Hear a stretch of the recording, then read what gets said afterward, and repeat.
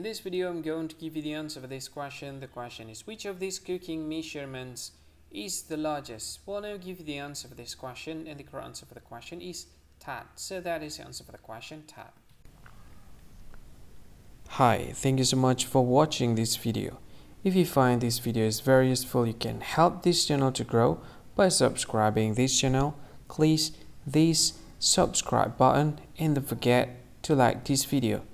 And if you find this video is not really good, or you don't really like this video, or you kind of feel that it's a little bit offensive or something like that, you can click this one, dislike button. You can do that anyway. And if you want to share this video with your friend, you can share it by clicking this share button, and you can share it to any social media that you wish that is currently available at this time, like Facebook, Twitter, LinkedIn, and many others, right? And if you want to add this video to your playlist, you can click this one. You can watch this video later, and you can find more options by clicking these three dots. And yeah, don't forget to subscribe. I think that's all of it. Thank you so much for watching this video, and see you again in another video. Bye bye.